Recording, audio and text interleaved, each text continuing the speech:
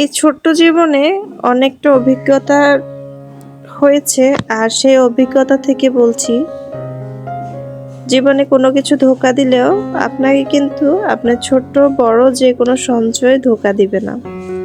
সঞ্চয় ছোট হোক কিংবা বড় হোক, সেটা আপনার বিপদের সঙ্গী হিসেবে কাজ করবে।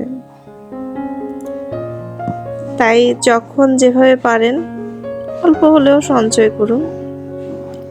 বিসমিল্লাহির রহমানির রহিম। আসসালামু আলাইকুম। সাবরিনাস ব্লগ ভিডিও থেকে আমি সাবরিনা। যে যেখান থেকে বসে আমার আজকের ভিডিওটি দেখা শুরু করেছেন, সবাইকে জানাচ্ছি অসংখ্য ধন্যবাদ। আজকে একদম বারান্দা থেকে আমি ব্লগটা শেয়ার করছি। গাছে যখন পানি দিতে গিয়েছি তখন দেখলাম ছোট্ট একটা পাখির বাসা। পাখির বাসাটা দেখে আপনাদের সাথে শেয়ার করে নিলাম। কি পাখি জানি না, তবে দেখে নিলাম যে এখানে পাখির বাসা। আর এইদিকে আমার ছোট্ট একটা পুঁইশাক গাছ উঠেছে। এটা বীজ থেকেই উঠেছে নিজে নিজে। এর আগেও আমার পুঁইশাকের গাছ ছিল। এই পুঁইশাকের কিছু পাতা আমি নিয়ে নিচ্ছি ভর্তা করব বলে। যে পরিমাণ পুঁইশাকের পাতা আছে, ইনশাল্লাহ আমার জন্য ওই ভর্তাটা হয়ে যাবে। যেহেতু মানুষ একজন, বাচ্চারা তো খাবে না, তো অনায়াসে আমার জন্য ভর্তা হয়ে যাবে। তাই আমি সাবধানে পাতাগুলোকে ছিঁড়ে নিচ্ছিলাম, যেহেতু ছোট ছোট কুশি বের হচ্ছে পাতার নিচে থেকে, তো আমি ছিঁড়ে নিচ্ছিলাম। আর মাশাআল্লাহ, যেহেতু নতুন গাছ, মাশাআল্লাহ পাতাগুলো বড় বড় ছিল, তো আমি আস্তে আস্তে করে ছিঁড়ে নিচ্ছিলাম। অল্প একটু, মানে বেশি হয়নি, বেশি দূর গড়াতে পারিনি, তো খুবই ছোট। চারিদিকে ভর্তা রেসিপি দেখছি, পুঁইশাকের ভর্তা করে খাচ্ছে, তা আমিও আর না করে পারলাম না। একদম বারান্দা বাগানের গাছ থেকে মানে পুঁইশাকের পাতা ছিঁড়ে একদম ভর্তা করে খেয়ে নিলাম।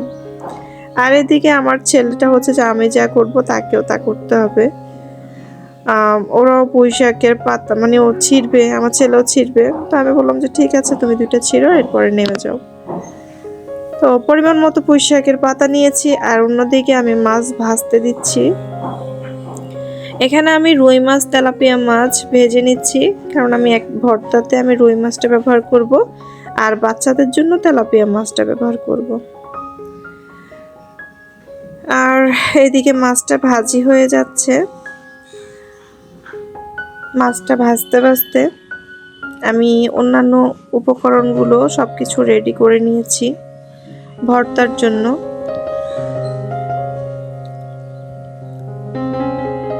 তো মাছগুলো ভেজে নেওয়া শেষ হলে আমি ভর্তাটা রেডি করে নিয়েছি। আর ভর্তার রেসিপিটা পেতে চাইলে অবশ্যই আমার কুকিং চ্যানেলে ভিজিট করে আসতে হবে।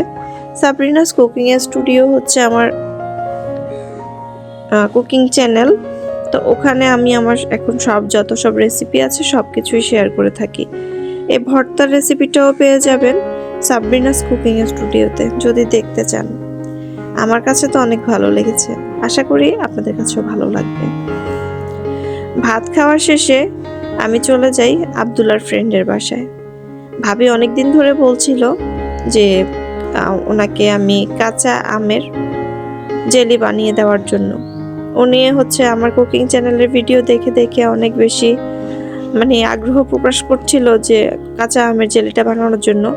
আর আমি ওনাকে অনেকবার বলেছি যে আপনি বানিয়ে নিন রেসিপি দেখে দেখে, কিন্তু না, নাছোড়বান্দা, শেষ কথা শুনবেই না, তারে বানাই দিতে হবে, সে দেখবে। তো যাই হোক, যেদিন লাস্ট বলল যে ওনার আম্মু বলছে যে আমি গিয়ে যাতে বানিয়ে দিই, একটু দেখবে আন্টি। তো আসলে মুরব্বী মানুষ যেহেতু রিকোয়েস্ট করেছে, আমি আর না গিয়ে পারলাম না। তো আম কেটে নিয়েছি, আর বাদবাকি আমগুলো আমরা লবণ মরিচ দিয়ে মেখে বানিয়ে খেয়েছি। আর বাচ্চারা দুষ্টুমি করছিল। আর এইদিকে আমগুলোকে সিদ্ধ দিয়ে দিয়েছি। এগুলো সিদ্ধ হওয়া পর্যন্ত এভাবে নেড়ে চেড়ে আমি চেক করে যাচ্ছিলাম। আমগুলো সিদ্ধ হয়ে এসেছে প্রায়। তো একটা ঘুটনি হলে ভালো হতো, কিন্তু ঘুটনি ছিল না বলতে পাওয়া যাচ্ছিল না। যেহেতু বাচ্চারা আছে, ছোট বাচ্চারা থাকলে ঘরের জিনিস কখনোই এদিকের জিনিস সেদিকে মানে একটা জায়গা থাকে না, যেটা আমার ঘরেও হয়ে থাকে। তো আমি চামচটা দিয়ে বারবার নাড়াচাড়া করছিলাম যাতে করে ঘুটনির কাজটা হয়ে যায়, কিন্তু কোনোভাবে পারছিলাম না, একদম ফুলফিল এগুলোকে গলিয়ে নিতে পারছিলাম না। পরে আমি একটা কাঠের ছেঁচনির উপরে যে অংশটা থাকে যেটা দিয়ে ছেঁচে নেয় সেই অংশটা দিয়ে চেষ্টা করেছি, কিন্তু পুরোপুরি পারিনি, যতটুকু পেরেছি ততটুকুই করে নিয়েছি। এই যে দেখতেই পাচ্ছেন চুলাটা অফ করে দিয়েছি, আর এই আমগুলো সিদ্ধ হয়ে গিয়েছে, এবার শুধু ছেঁকে নেওয়ার পালা। তো একটা ছাঁকনির সাহায্যে আমি ছেঁকে নিব। আর এদিকে আমাকে কাজে সাহায্য করছে আন্টি। আমি ছাঁকনিটা ধরেছি, আন্টি যে আমগুলো মানে পানিগুলো ঢেলে দিচ্ছে। যেহেতু এখানে আমগুলো একদম থেতো হয়নি তাই কিন্তু ছেঁকে নিতেই হবে। আর যেটুকু পানি পেয়েছি সেটা মেপে আমি দিচ্ছি একটা পাতিলে। 2 কাপ, প্রায় 3 কাপ, পৌনে 3 কাপের মতো হয়েছে। আর সেই পরিমাণ যে পানি চিনিটা দিতে হবে, যে পরিমাণে পানি হবে সেই পরিমাণ চিনিটা দিতে হবে পারফেক্ট একটা জেলি পাওয়ার জন্য। তো দোকানের অস্বাস্থ্যকর জেলি না খাইয়ে বাচ্চাদেরকে বাসায় সহজ উপায়ে বানিয়ে দিতে পারেন এই জেলিগুলো। যে কোনো ফল দিয়ে আপনারা জেলি তৈরি করতে পারবেন। তো এখানে প্রায় পৌনে 4 কাপের মতো যে জেলিটা মানে পানিটা হয়েছে, আর সমপরিমাণ চিনি এখানে ঢেলে দেওয়া হয়েছে। এবার নেড়ে চেড়ে আমি পানির মিশ্রণটাকে মিশিয়ে নিব, চিনি আর পানি একসাথে করে নিব। তো এই পর্যায়ে জেলি বানানোর সময় যে একটাই হ্যাসেল, যে মানে নেড়ে চেড়ে যেতেই হবে, চুলা থেকে সরে যেতে পারবেন না, অবশ্যই নাড়াচাড়ার মতো থাকতে হবে। আমি 2 বারে ভুল করেছি, যে সরে গিয়েছি, দেখা গিয়েছে যে একদম টাইট হয়ে গিয়েছিল বা উতলে পড়ে গিয়েছিল। তো যাই হোক, একদম সামনে থেকে জেলিটা আমি দাঁড়িয়ে তৈরি করছি, আর যে আন্টি আমাকে টুকটাক সাহায্য করছিল। এই পর্যায়ে এসে আমি কিন্তু ফুড কালারটা ব্যবহার করে ফেলেছি। আর ভাবি 4টা বাচ্চাকে মানে 5 জন বাচ্চা ওদেরকে দেখছিল, আমার 2 জন, ভাবির 2 জন, আরও আরেক ভাবির 1 জন মিলে ওরা কিন্তু অনেক দুষ্টুমি করছিল।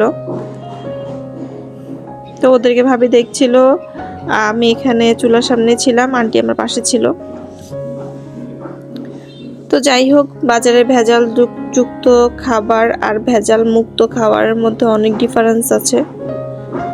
আশা করছি বাসায় তৈরি করে খাওয়াবেন স্বাস্থ্যকর উপায়ে। তো ভিডিওর এ পর্যন্ত এসেও যারা এখনো লাইক কমেন্ট করেননি, প্লিজ লাইক কমেন্ট করে পাশে থেকে যাবেন যদি ভালো লেগে থাকে। আর যদি ভালো না লেগে থাকে তাও একটা কমেন্ট করে যাবেন। আপনার একটা কমেন্টের মাধ্যমে আমি আমাকে সংশোধন করার সুযোগ পাবো। ভালো লাগলে তো ভালো, উৎসাহ পেলাম। আর ভালো না লাগলে অবশ্যই বলবেন কোন বিষয়টা ভালো লাগেনি, তাহলে আমি আমাকে একটু শুধরে নিব বা সংশোধন করে নিব। এদিকে আমি বারবার চেক করছিলাম বাটিতে জেলিটা কি রেডি হয়েছে কিনা। এই যে জেলিটা রেডি হয়ে গেলে কিন্তু একদম জমাট বেঁধে থাকতো, কিন্তু দেওয়ার সাথে সাথে এটা পানি হয়ে যাচ্ছে। তো জেলিটা পুরোপুরি রেডি হয়নি। এবার আমার মনে হচ্ছিল জেলিটা রেডি হয়ে গিয়েছে, তাই আমি চেক করে ঢেলে নিয়েছি। 2টা কাচের মোল্ড মানে বয়ম নিয়েছি, এটা কিন্তু জেলির বয়মই। কাচের ব্যবহার করতে হবে অবশ্যই, জেলিটা যেহেতু একদম গরম গরম ঢালতে হয়। এটা ঠান্ডা হয়ে গেলে কিন্তু জমে যাবে। তো প্লাস্টিকের কোনো জিনিসে অবশ্যই জেলি ঢালবেন না, গরম গরম জেলি ঢেলে নেবেন কাচের বয়মে। তো একদম রেডি জেলিগুলো চেক করে নিলাম। আর এইদিকে সামনে কি হয় দেখতে কি হইতাম, কি করতে হইব, কি কথা দিতাম কাল তো বন্ধ, একদিন বন্ধ। কাল কেন? যে কোনো শুক্রবারে যে কোনো শুক্রবারে কেমন? পরীক্ষা শেষ হলে আন্টি একদিন আসি, সারাদিন থাকবো। কও না বলে শুক্রবার।